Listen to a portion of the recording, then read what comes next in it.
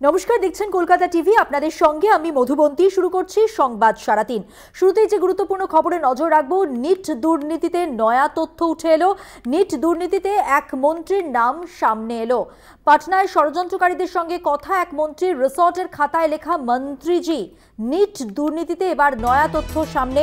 NEET দুর্নীতিতে এক মন্ত্রীর নাম এসেছে। পাটনায় ষড়যন্ত্রকারীদের সঙ্গে কথা বলেন এক মন্ত্রীর, রিসর্টের খাতায় লেখা রয়েছে মন্ত্রীজি। অর্থাৎ এই মন্ত্রীজি লেখা থেকেই কিন্তু এই তথ্য সামনে আসছে যে যারা ষড়যন্ত্রকারী তাদের সঙ্গে কথা বলেন এক মন্ত্রী। পাটনায় হয় এই কথা, এই বৈঠক।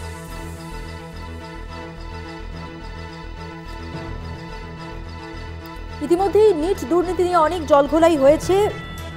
আমরা জানি মঙ্গলবার মামলার শুনানিতে নিটে অনিয়মের অভিযোগ নিয়ে সুপ্রিম কোর্টের পর্যবেক্ষণ যে যদি 0.001% গাফিলতিও কারোর কোনো অংশে হয়ে থাকে তবে তা সবিস্তারে দেখা উচিত। আর এর মধ্যেই যেটা জানা যাচ্ছে যে নিট দুর্নীতিতে নয়া তথ্য যা হলো, নিট দুর্নীতিতে এক মন্ত্রীর নাম সামনে এসেছে পাটনায়, যিনি ষড়যন্ত্রকারীদের সঙ্গে কথা বলেন। আরো বিস্তারিত তথ্য তুলে ধরবেন আমাদের অ্যাসাইনমেন্ট হেড দিব্যেন্দু ঘোষ।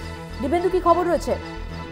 না দেখো, ইতিমধ্যেই বিহারের যে ইকোনমিক অফেন্সিভ ইউনিট রয়েছে তারা অভিযুক্ত 13 জনকে গ্রেপ্তার করেছে। তার মধ্যে অন্যতম সিকান্দার, যিনি দানাপুর মিউনিসিপ্যালিটি জুনিয়র ইঞ্জিনিয়ার হিসাবে কাজ করতেন, তাকে গ্রেপ্তার করা হয়েছে এবং তাকে একটি গেস্ট হাউস এবং একটি প্লে স্কুলে নিয়ে যাওয়া হয়। যে গেস্ট হাউসটা সরকারি গেস্ট হাউস, পাটনা এয়ারপোর্টের খুব কাছেই।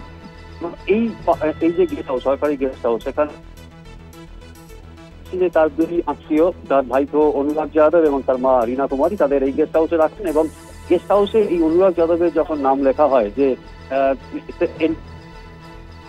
কিন্তু মন্ত্রীজি লেখা ছিল, অর্থাৎ প্রশ্ন উঠতে শুরু করেছে যে এই যে অনুরাগ, এই যে সিকান্দার যাকে গ্রেপ্তার করা হয়েছে, যে দানাপুর মিউনিসিপ্যালিটির জুনিয়র ইঞ্জিনিয়ার, তিনি যে রেকমেন্ড করেছিলেন তার ভাইপো অনুরাগ যাদব এবং রীনা কুমারীর নাম এবং তাদের প্রশ্নপত্র পাইয়ে দিয়েছিলেন একদিন আগে, সেখানে মিনিস্টারজি নাম লেখা কেন? অর্থাৎ কোন মন্ত্রীর সঙ্গে তার কথা হয়েছিল এবং সরকারি যে গেস্ট হাউসে এই দুজনকে রাখা হয়েছিল কোন মন্ত্রীর অনুমোদনে, সেই প্রশ্ন উঠতে শুরু করেছে। এবং সেখানকার খুব কাছেই একটি প্লে স্কুল আছে, সেই প্লে স্কুলে এই অনুরাগ যাদব এবং রীনা কুমারী নিয়ে যাওয়া হয়। সেখানে তাদের প্রশ্নপত্র দেওয়া হয় একদিন আগে এবং তাদের বলা হয় যে প্রশ্নপত্র তারা হাতে পেয়েছে তার উত্তর কি হতে পারে সেটা মনে করতে, এবং পরের দিন যে পরীক্ষা রয়েছে সেই পরীক্ষা তারা সেই অনুযায়ী দিতে পারবে। এবং ইতিমধ্যেই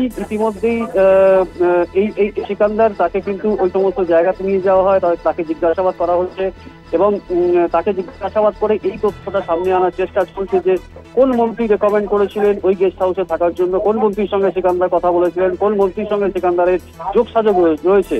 এবং বিহার এই মুহূর্তে বিজেপি শাসিত রাজ্য, মুখ্যমন্ত্রী নীতিশ কুমার সেই জায়গায় দাঁড়িয়ে ইতিমধ্যেই যে 13 জনকে গ্রেপ্তার করা হয়েছে তাদের ক্রমাগত জিজ্ঞাসাবাদ চলছে।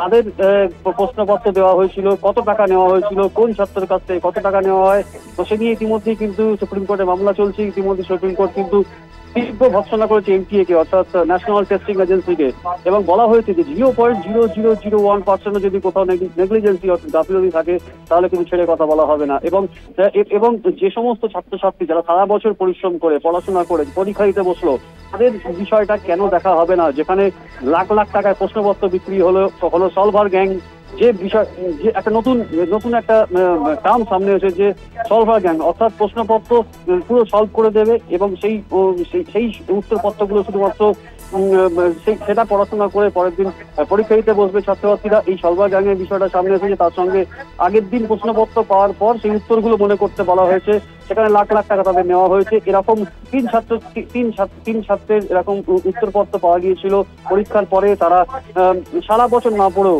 720-র মধ্যে কেউ 300 পেয়েছে, কেউ 482 পেয়েছে, কেউ 581 নম্বর পেয়েছে। সুতরাং সেই জায়গায় দাঁড়িয়ে কিন্তু বড় স্ক্যাম সামনে আসছে, বৃহত্তর স্ক্যাম। কেননা প্রশ্নপত্র ফাঁস এবং প্রশ্নপত্র দুর্নীতি নিয়ে যে বিজেপি শাসিত রাজ্য বিহারে, যেটাকে রাহুল গান্ধী উল্লেখ করেছেন এপি সেন্টার বলে, অর্থাৎ প্রশ্নপত্র ফাঁসের এই বিরাট দুর্নীতির এপি সেন্টার বলে উল্লেখ করেছেন, এই বিহার রাজ্যে বিজেপি শাসিত রাজ্য বিরোধীরা তুলোধনা করছে মোদী সরকারকে। তার কারণ যে প্রশ্নপত্র ফাঁস, যে প্রশ্নপত্র দুর্নীতির অভিযোগ সামনে আসছে সেটা কিন্তু বৃহত্তর দুর্নীতি। এবং সেখানে কিন্তু ইতিমধ্যেই এই মন্ত্রীজির নাম সামনে আসছে। কে এই মন্ত্রী? বিহারের কোন মন্ত্রীর সঙ্গে সিকান্দারের যোগ হয়েছিল হয়েছিল সেটা কিন্তু খুঁজে বার করার চেষ্টা চলছে। মধুবন্তী, ধন্যবাদ দিব্যেন্দু। কথা বললাম আমাদের অ্যাসাইনমেন্ট হেড দিব্যেন্দু ঘোষের সঙ্গে।